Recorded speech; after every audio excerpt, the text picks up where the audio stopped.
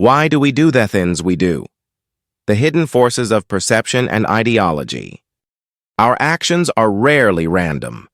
They are the end result of a complex internal process where we interpret the world and then decide how to act within it.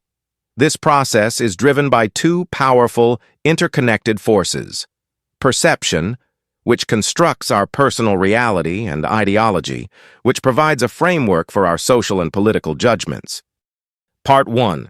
How we construct reality, the process of perception. At its core, perception is the active process of interpreting sensory information to understand our environment. It's how the brain turns raw data into meaningful experience.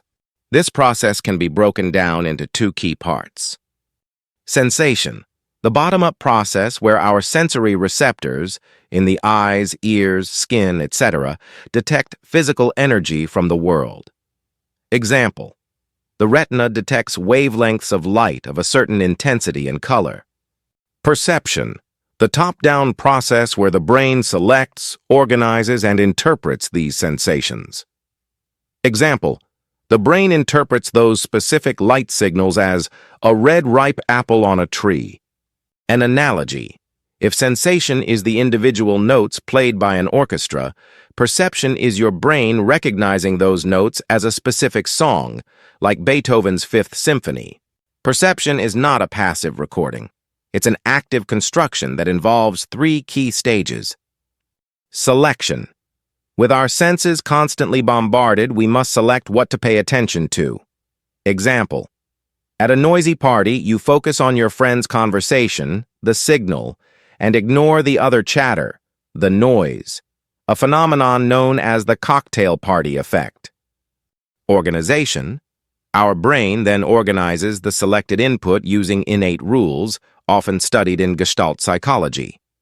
This includes separating a focal object from its background, figure ground, and grouping elements by proximity, similarity, and continuity. Interpretation. Finally, we assign meaning to the organized data.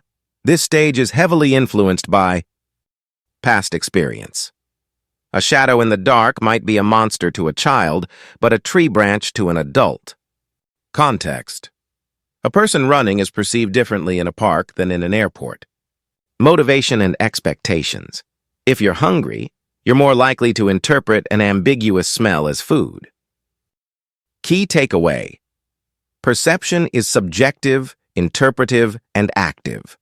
It is our personal reality constructor, crucial for survival, decision-making, and social interaction. It is not a perfect copy of the world, which is why optical illusions can fool us and eyewitness testimony can be unreliable. Part 2. The frameworks that guide us. The power of ideology. If perception is our personal reality constructor, then ideology is often our social one. An ideology is a system of ideas, ideals, and values that forms the basis of a social, economic, or political theory. It is a lens through which groups view the world and prescribe how society should be organized.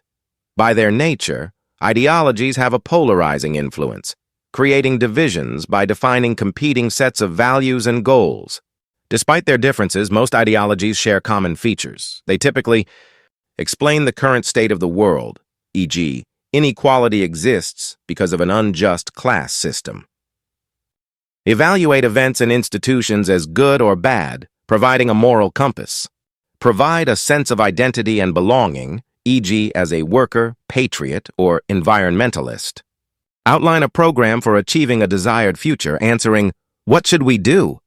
Ideologies are simplifying tools.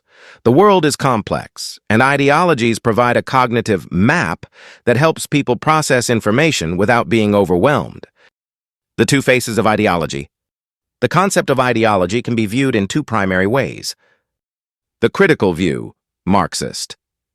Karl Marx saw ideology as a tool of the ruling class to maintain power, creating a false consciousness that persuades people to support systems against their own interests. False consciousness of making quick money may influence the poor to vote for policies suitable for the rich. The lived experience of struggles in poverty may influence perception of being rich, thus voting for policies suitable for the rich and imposing austerity policies for the poor.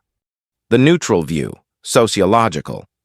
Modern social science often uses the term neutrally to describe any comprehensive belief system, whether dominant or oppositional, e.g., liberalism, conservatism, socialism, feminism.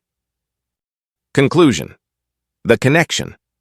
Understanding perception and ideology together reveals the layered nature of human action. Perception shapes our immediate personal understanding of what is. It determines whether we see a threat or an opportunity. Ideology, in turn, provides a framework for what ought to be. It takes our perceptions and channels them into moral judgments, social identities, and political actions. You cannot understand the modern world, its political conflicts, social movements, or deepest debates without understanding these two forces. They are the hidden foundations upon which we build our understanding and ultimately choose the things we do.